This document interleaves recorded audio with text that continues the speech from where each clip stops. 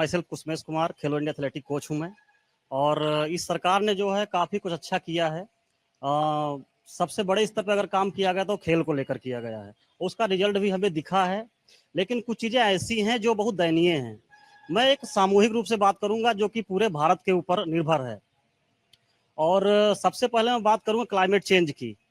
जिस चीज़ को हम अभी झेलेंगे, आने वाले समय में फ्यूचर में क्लाइमेट चेंज होगा। जैसे कि इन्होंने 370 धारा जो है लद्दाख में हटा दी, तो 370 धारा हटा दी। आम आदमी तो वहां जमीन नहीं ले रहा है, लेकिन अडानी जी ने वहां जमीन लेके कटान छटान पहाड़ों की कटाई सब करके जो है हीलियम निकाल रहे हैं।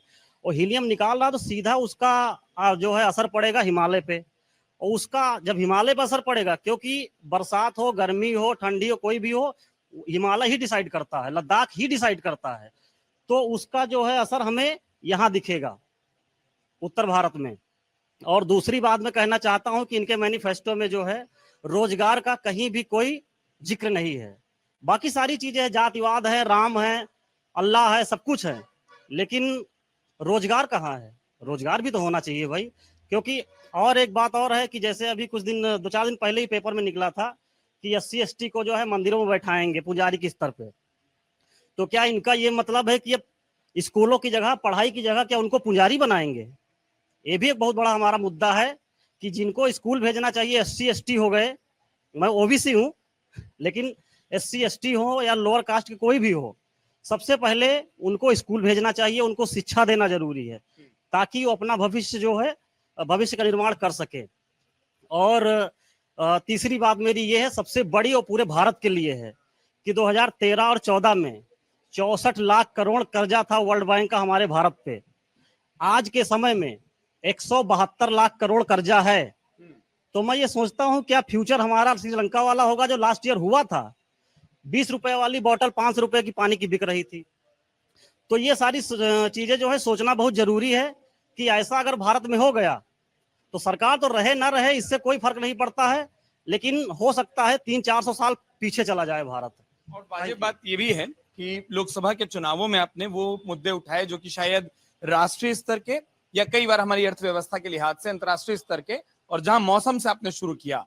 अमूमन सड़क, बिजली, पानी, नाली, इसकी बातें बहुत सुनती है। किसी ने तापमान की बात की, ये भी बड़ा अच्छा लगा। और जैसे मैं पूछा था, आप में से कई लोग फर्स्ट टाइम वोटर होंगे।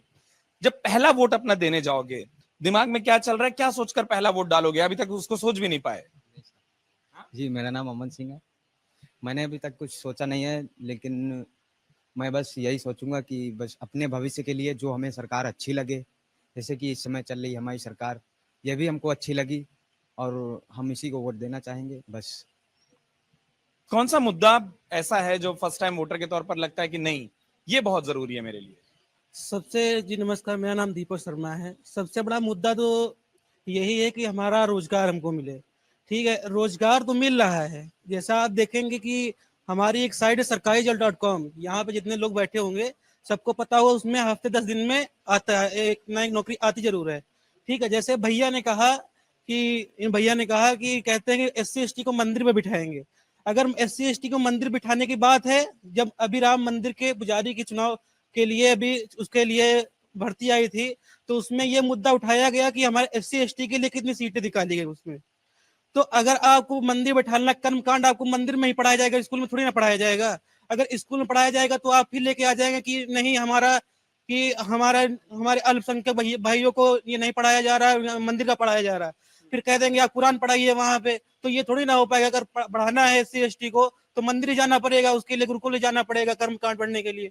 तो हर चीज का अपना एक अलग इसमें नजरिया है, तो अपना नजरिया देख के उसमें करिए, बस यही हमारा कहना है। अगर आप ये वीडियो YouTube पर देख रहे हैं तो हमारे चैनल को सब्सक्राइब करें और बेल आइकन को दबाना ना भूलें। अगर आप Facebook पर ये वीडियो देख रहे हैं तो हमारे पेज को लाइक करें।